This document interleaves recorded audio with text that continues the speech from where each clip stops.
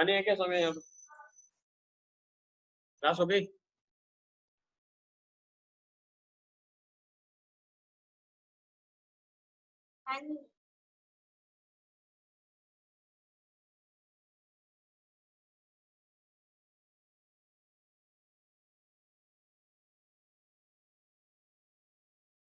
तो बुशमैन के अंतर्गत हमने पढ़ा था कि इस प्रकार के उष्ण क्षेत्रों में किस प्रकार से लोग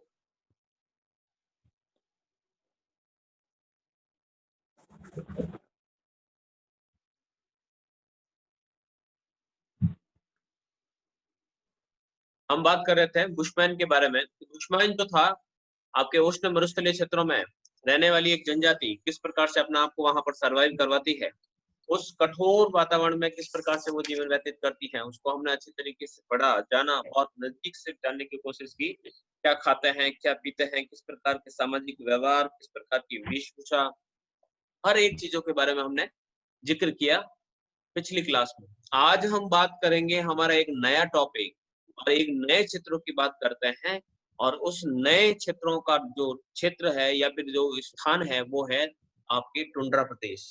टुंड्रा प्रदेश या ध्रुवीय प्रदेश। ध्रुवीय प्रदेश अर्थात बर्फ से घिरे हुए ऐसे क्षेत्र जहां पर साल भर बर्फ जमी रहती है, कठोर वातावरण रहता है, इतना ठंडा वातावरण रहता है कि हमारे शरीर के अंदर का खून भी जम जाए। लेकिन एक जनजाति वहां पर निवास करती है, जैसा कि आप चित्र के माध्यम से देख पा रहे हैं। वहां पर एक आपको एक विशेष प्रकार की जनजाति नजर आ रही होगी। वो किस प्रकार से अपने आप को उस चित्र में बनाए रखती है, प्रकृति से अपने आप को जोड़ के रखती है, और इस प्रकार के कठोर वातावरण में भी वहां पर अपने आप को स्थिर रखती है, उससे टस मस नहीं कर पाती है इतनी ज्यादा ठंड। ऐसे ही एक जनजाति का नाम है जिसे हम आज पढ़ेंगे, और उस जनजाति का नाम है एस्किमो।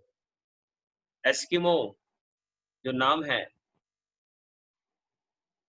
उसका सामान्य जो अर्थ होता है वो होता है कच्चे मांस को खाने वाले। कच्चे मांस को खाने वाले जो लोग होते हैं उन्हें एस्किमोज कहते हैं, लेकिन ये अपने आप को एस्किमो कहलाना बिल्कुल भी पसंद नहीं करते। ये अपने आप को इनुइट कहते हैं। इनुइट।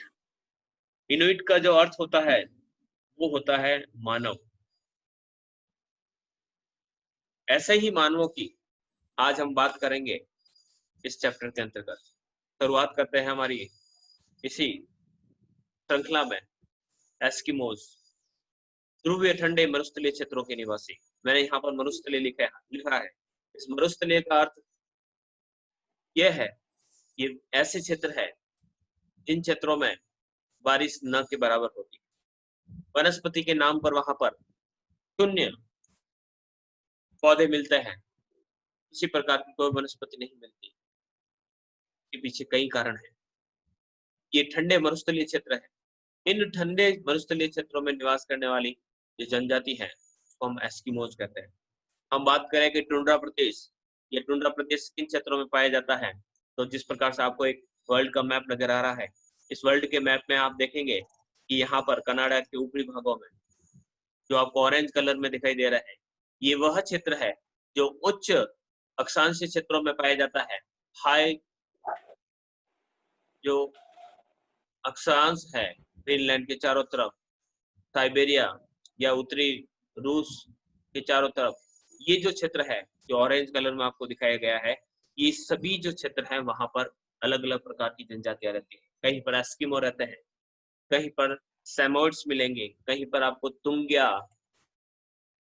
जनजाति मिलेगी। लेकिन सभी क्या जो आचार विचार रहन सहन सभी एक प्रकार का है। ये सबसे ज्यादा जो डिटेल में हम पढ़ेंगे वो पढ़ेंगे हम एस्किमोज को। एस्किमोज क्या विशेषताएं हैं, किन क्षेत्रों में रहते हैं, पढ़ते हैं आगे।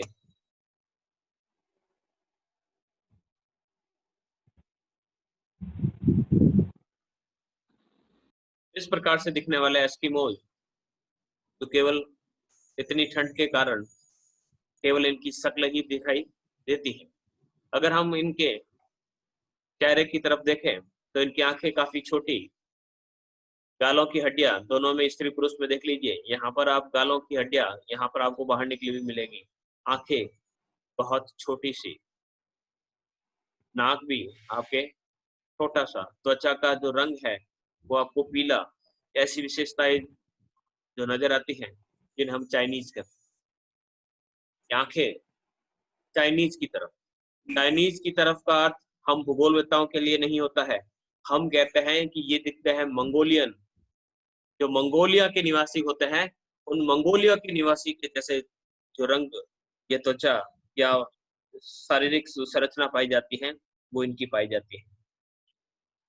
और क्या विशेषताएं हैं, तो हम बात करते हैं कि हमारी धरती पर कुछ ऐसे लोग हैं जो कई सारी कठिनाइयों का सामना करते हुए अपना जीवन व्यतीत करते हैं। ये ऐसी जगहों पर रहते हैं जहाँ की आबो हवा यानी वहां की जलवायु हमारे जैसे आम जनमानस के लिए बिल्कुल भी अनुकूल नहीं है। हम वहां पर बिल्कुल भी 2 घंटे 3 घंटे से ज्यादा नहीं रह पाएंगे, लेकिन ऐसे क्षेत्रों में ये लोग वर्ष पर्यंत अपने आप को वहां पर बना रखते हैं। उस क्षेत्रों को छोड़कर नहीं गए कि प्रकृति ने इतना दुख दिया तो भी उन क्षेत्रों को छोड़कर वो दूसरे स्थान पर जाने की अपेक्षा प्रकृति का डट कर मुकाबला करते हैं ऐसे क्षेत्रों में। इन क्षेत्रों की अगर बात करें हम, तो इस क्षेत्रों में रहने वाली इस जनजाति जहाँ के लोगों की रोजमर्रा जो जिंदगी है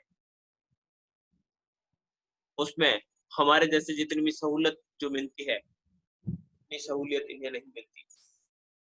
इन सहूलियत से अनजान होते हैं, क्या हीटर, क्या रेफ्रिजरेटर्स, क्या विभिन्न प्रकार के गैस के चूल्हे। प्रकृति में रहते हुए जो सीमित संसाधन है उन सीमित संसाधनों का ये उपयोग करते हैं। ऐसी ही जनजाति एस्किमोज जो बर्फ की बस्तियों में रहती है, और इन लोगों को हम एस्किमो के नाम से जानते हैं। लेकिन याद रखिएगा कि एस्किमो जो शब्द है हमने दिया है उन्हें, और एस्किमो का सामान्य अर्थ होता है कच्चे मांस को खाने वाले। लेकिन ये कभी भी इस बात को स्वीकार नहीं करती कि हम एस्किमो हैं। उन्हें बहुत बुरा लगता है कि जब उन्हें एस्किमो कहा जाता है।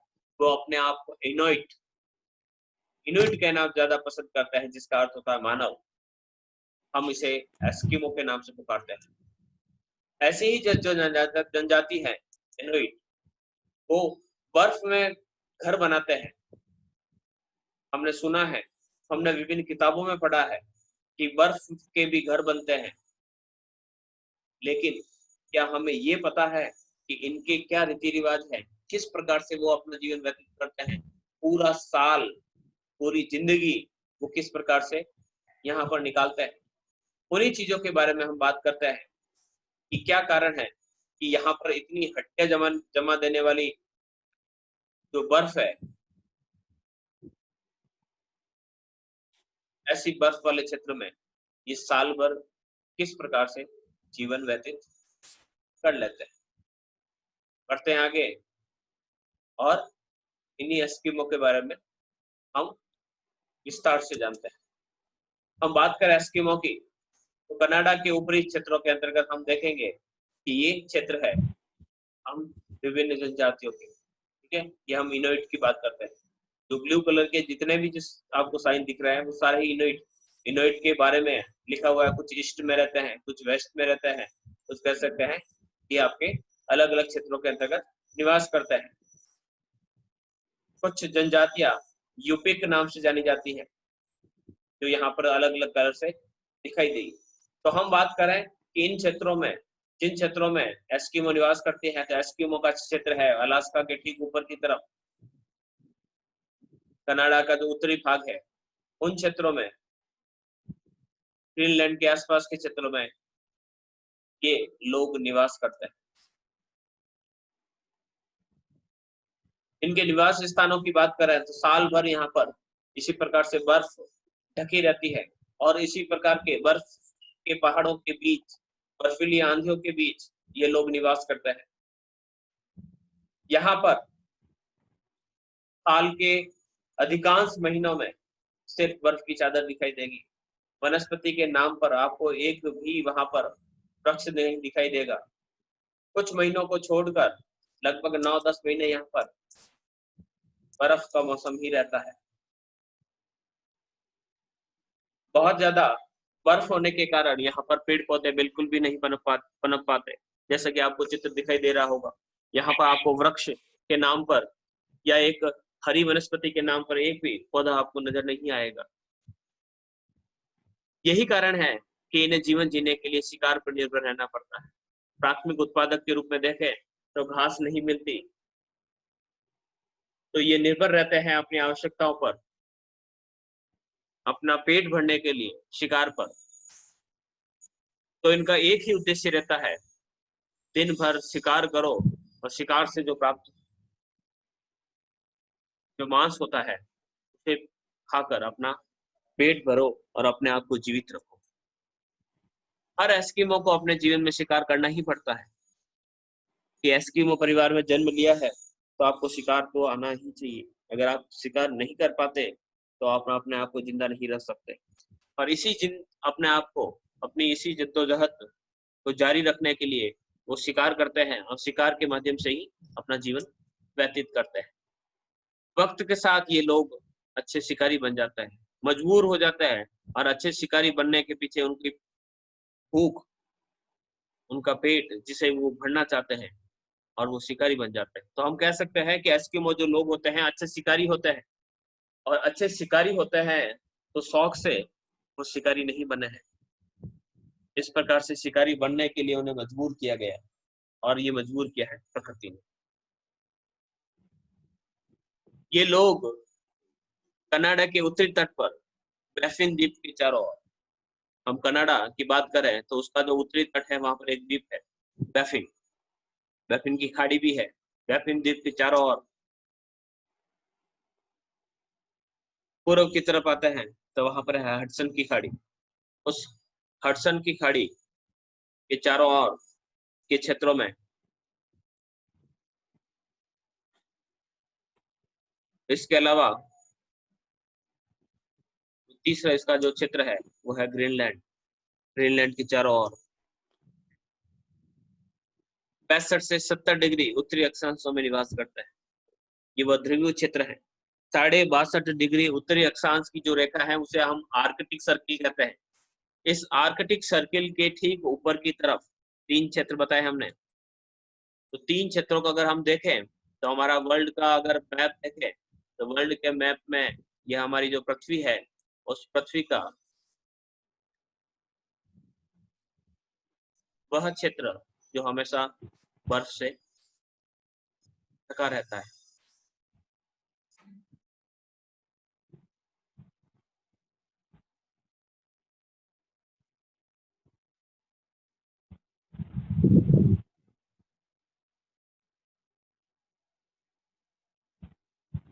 ये है आपका कनाडा।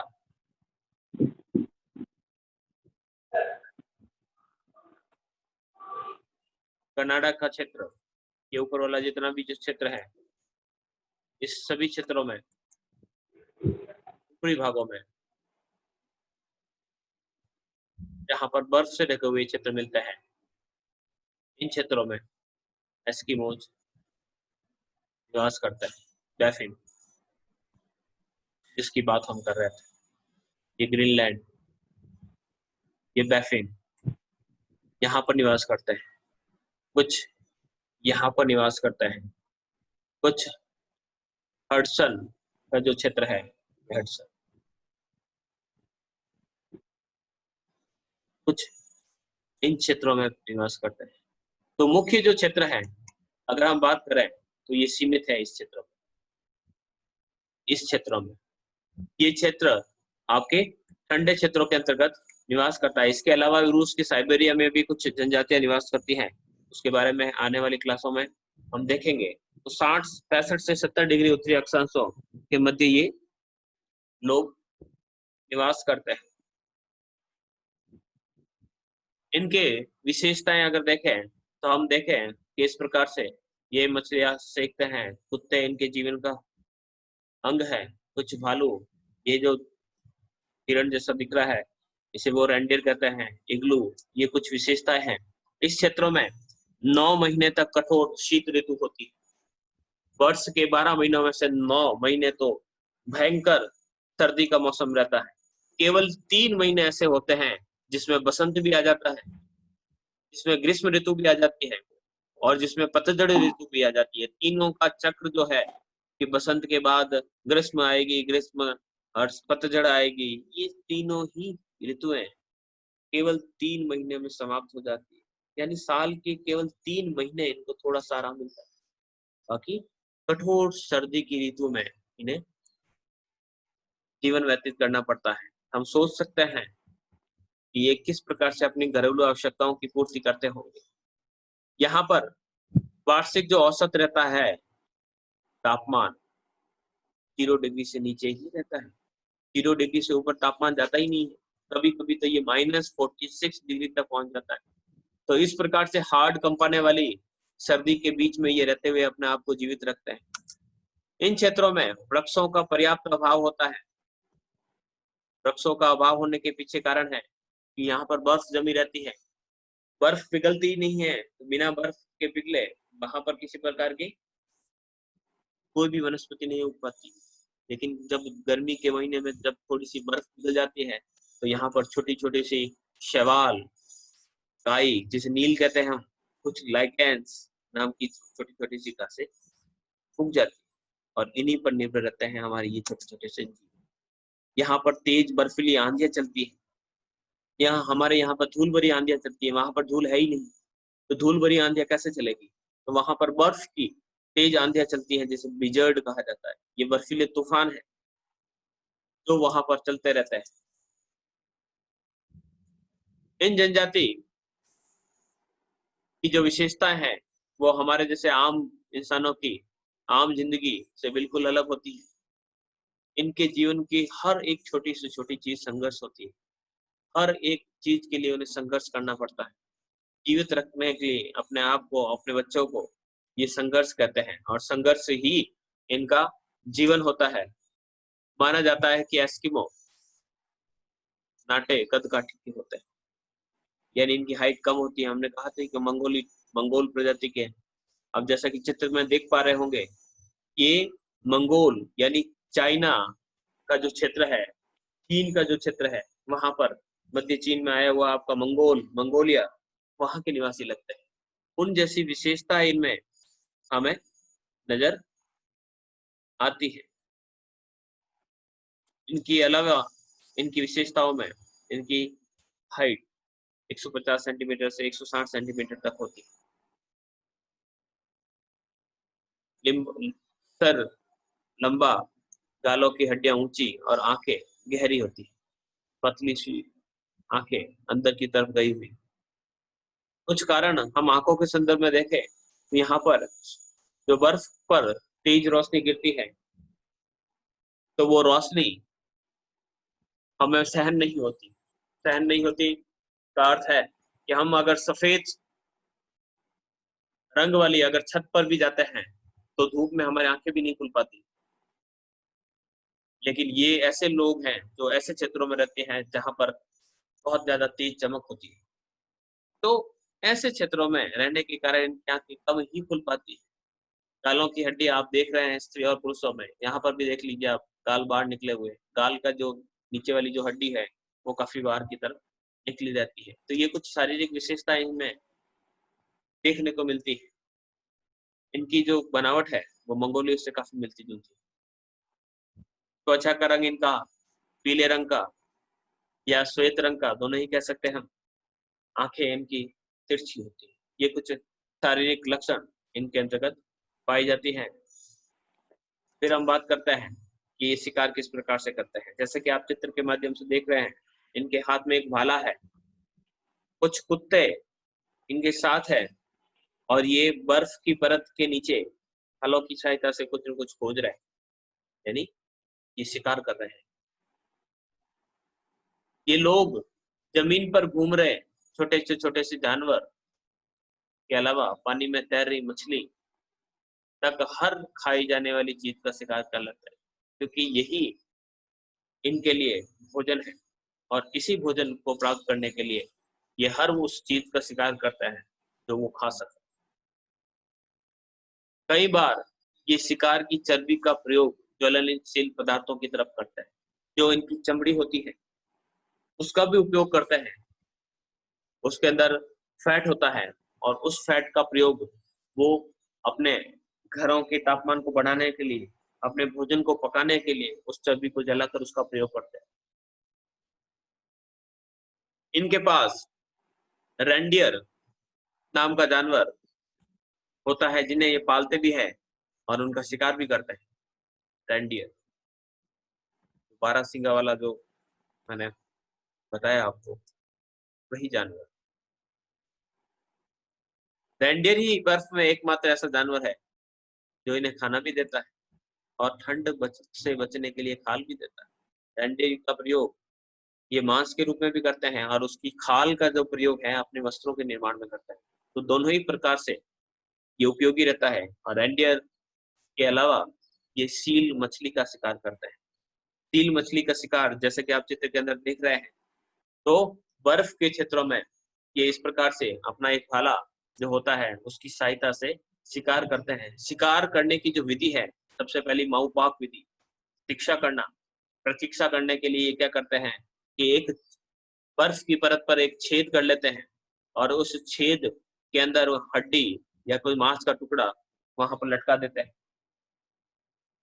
जो मांस का टुकड़ा है उस टुकड़े को एक लालच के रूप में लटकाया जाता है। तो एक छेद के अंदर उसको बांधकर लटका देते हैं।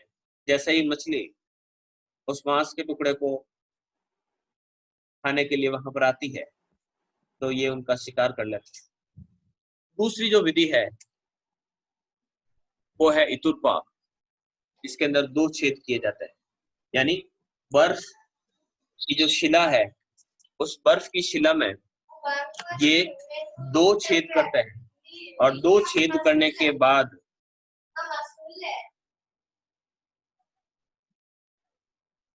एक व्यक्ति उस छेद में से नजर डाल रखता है कि मछली आई या नहीं, और दूसरे जो छेद होते हैं उसमें भाले के माध्यम से उसका शिकार कर लेते हैं। जयश्री, कुछ कहना चाहते हैं आप? आपको बताऊंगा कि मान लीजिए ये बर्फ की परत है। बर्फ की परत पर माउपाक विधि से क्या किया जाता है, एक छेद किया जाता है, एक छेद, और जो व्यक्ति होता है वो भाला लेकर खड़ा रहता है। छेद करने पर बर्फ की शिला के नीचे बर्फ जो जमा रहता है वो ऊपर की तरफ जमा रहता है, नीचे की तरफ पानी रहता है। मछली जो रहती है वो नीचे की तरफ रहती है। मछली जैसे ही इस छेद के माध्यम से सांस लेने के लिए आती है तो उस समय उसका शिकार कर दिया जाता है। इतुरपाक जो विधि है, ये माउपाक, यहाँ पर एम लिख देता हूँ। इतुरपाक के अंतर्गत जो छेद किए जाते हैं वो 2 किए जाते हैं, एक छेद यहाँ पर और एक छेद यहाँ पर। इसमें मांस का टुकड़ा लटका दिया जाता है और उसके ठीक पास वाले छेद में भाला लेकर एस्किमो खड़े रहते हैं। जैसे ही मछली उस मांस के टुकड़े को खाने के लिए आएगी, ये भाले की सहायता से उसका शिकार कर देंगे। इसी प्रकार से एक शिकार का अन्य जो प्रकार है उसे कहा जाता है उत्तोक। उत्तोक भी एक प्रकार की विधि है जिसमें बसंत काल के समय शिकार किया जाता है। इस विधि में जो एस्किमो होते हैं वो बसंत काल के प्रारंभ होने पर ऐसे क्षेत्रों पर पहुंचते हैं जहां पर मछलियां धूप सेकने के लिए बाहर आती हैं। जब कम गहराई वाले पानी में धूप सेकने के लिए मछलियां बाहर आती हैं तो ये धीरे धीरे अपने कुत्तों की सहायता से खिसकते खिसकते इन मछलियों के बिल्कुल पास पहुंच जाते हैं और अपने भाले, इसको हार्पून कहते हैं, उस हार्पून की सहायता से उस मछलियों का शिकार कर लेते हैं। तो ये 3 प्रकार के यहाँ पर शिकार करने के तरीके हैं। माउपाक, प्रतीक्षा करना कि मछली जैसे आएगी छेद पर सांस लेने के लिए मैं उसका शिकार कर लूंगा। दूसरी विधि के अंतर्गत 2 छेद किए जाते हैं, एक छेद के अंदर मांस का टुकड़ा लटका दिया जाता है और दूसरे छेद में वो इंतजार करते हैं। जैसे ही मछली उस मांस के टुकड़े को खाने के लिए आती है दूसरे छेद के माध्यम से वह उस मछली का शिकार कर लेते हैं। उद्योग जो तीसरी विधि है जिसमें वो मछलियों के उन क्षेत्रों में पहुंचते हैं जहां पर मछलियां डूब सेकने के लिए थोड़ी गहराई से बाहर आती है।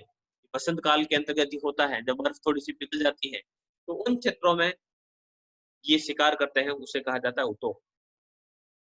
आगे बढ़ते हैं हम आगे कि जिन बर्फीले इलाकों में ये रहते हैं वहां पर पीने का पानी बिल्कुल ही मुश्किल से मिलता है, इसलिए ये क्या करता है कि उस बर्फ के टुकड़ों को पिघलाकर उसको पानी के रूप में उसका प्रयोग करते हैं। समुद्री जीवों का जब शिकार करने के लिए एक विशेष प्रकार की नाव का प्रयोग करते हैं जिसे कयाक कहते हैं। कयाक एक ऐसी छोटी सी नाव होती है जिसमें सिकुड़ कर इस व्यक्तियों को बैठना पड़ता है। दोनों तरफ लंबी नाव, बीच में छोटा सा छेद जिसमें ये सिकुड़ कर बैठते हैं। कहा जाता है कि ज्यादा सिकुड़ कर बैठने के कारण इनके पांव बहुत ज्यादा कमजोर हो जाते हैं, कि घंटों तक उस नाव में सिकुड़ कर बैठना उनके लिए काफी मुश्किल होता है। लेकिन चुनौती इनके सामने है कि उधर पूर्ति करना। शिकार करके नहीं गए तो परिवार का और खुद का पालन पोषण कैसे होगा, कैसे उनका पेट भरेगा। इसी समस्या के समाधान के लिए ये एक नाव का प्रयोग करता है, जिसे कहा जाता है कया। ये होती है कया, जो चित्र के अंतर्गत आपको दिखाई दे रही है। ऐसे ही एक नाव स्त्रियों के द्वारा जो प्रयोग लाई जाती है उसे उमियाक कहा जाता है। ये है कयाक जो पुरुषों के द्वारा प्रयोग में लाई जाती है। दूसरी जो नाव है जो स्त्रियों के द्वारा प्रयोग में लाई जाती है उसे कहा जाता है उमियाक। आगे हम बढ़ते हैं कि अगर बर्फ के क्षेत्रों में इन्हें अगर अपने सामान को ढोना है तो ढोने के लिए ये एक स्लेज गाड़ी का इस्तेमाल करते हैं। स्लेज ऐसी गाड़ी जिसे कुत्तों से खींचा जाता है, कुत्ते रखते हैं, इन कुत्तों का उपयोग ये उस स्लेज गाड़ी को, फिसलने वाली एक गाड़ी जिसे हम स्लेज कहते हैं, ये ऐसी गाड़ी होती है जिससे कुत्तों का एक बहुत बड़ा झुंड खींचता है। ये बर्फ में बड़े आराम से ही उसे खींच देते हैं, फिसलन भरी गाड़ी। ये इस प्रकार का चित्र आप देख पा रहे होंगे जिसमें आगे की तरफ कुछ रस्सियां निकली हुई रहती हैं और इन्हीं रस्सियों से कुत्तों को बांध दिया जाता है और यहाँ पर वो बैठ जाता है और बैठने के बाद इस गाड़ी को खींचता है, कुत्तों से खिंचवाता है। इस प्रकार से वो अपना जीवन व्यतीत करते हैं। हमने कयाक और उमियाक की बात की। ये कयाक जो पुरुषों के द्वारा या परिवहन के साधनों की अगर बात करें तो परिवहन के साधनों में एक तो हो गया इनकी स्लेज जो कुत्तों के द्वारा खींची जाती है। दूसरी जो गाड़ी है या जो नाव है जिसको कहा जाता है कयाक, जो पुरुषों के द्वारा प्रयुक्त ली जाती है, इसे खाल से मढ़कर निर्मित किया जाता है। और एक उमियाक नाम की जो नाव होती है उसका जो प्रयोग करते हैं स्त्रियों के द्वारा की जाती है। एक भाला जो होता है जिसका हमने जिक्र किया जिसका नाम है हारपून। हारपून का ये प्रयोग सील मछलियों को शिकार करने के लिए किया करते हैं। हारपून भी दो तरीके के होते हैं, एक तो हाथ में रखा जाता है और दूसरा होता है जिसके पीछे रस्सी बंधी जाती है और दौड़ते हुए जानवरों के पीछे ये उस भाले को फेंकते हैं। यहाँ पर आप हारपून देख पाएंगे, नीचे चित्र के अंतर्गत आप देखेंगे ये है हारपून, रस्सी बंधी हुई है और रस्सी की सहायता से उसको किसी जानवरों के पीछे फेंकते हैं। एक हारपून ये ऐसा है जिसे हाथ में रखकर ये प्रयोग करते हैं, यानी हाथ में रखकर ही सील मछलियों का शिकार करते हैं। तो दोनों ही स्थिति में आप देख सकते हैं कि स्त्री और पुरुष अपनी नाव में बैठे हैं और इस हारपून के प्रयोग के माध्यम से शिकार करते हैं। बढ़ते हैं आगे। एस्किमो जो लोग होते हैं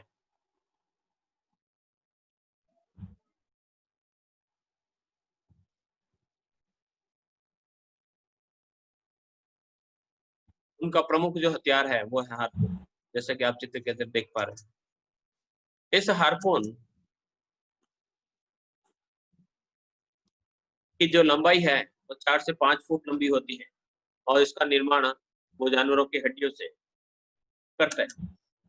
इस हथियार को फेंकने के लिए एक चमड़े की रस्सी इसके साथ बंधी रहती है। अगर हाथ में रखने वाला है तो अलग बात है, फेंकने वाला है तो चमड़े की रस्सी बनाकर रखते हैं ताकि उसको वापस अपनी तरफ खींचा जा सके। ऐसा कहा जाता है कि ये हथियार भाले की तरह होता है। ये हथियार इतना खतरनाक होता है कि एक ही बार में शिकार को धराशायी कर देता है। इसके अलावा इसकी जो आवास है वो नजर आ रहे हैं, इस प्रकार के बर्फ का घर बनाते हैं जिसे वो इग्लू कहते हैं। इसके बारे में नेक्स्ट जो अगली क्लास रहेगी उसके बारे में हम पढ़ेंगे। यहाँ तक समझ में आया होगा।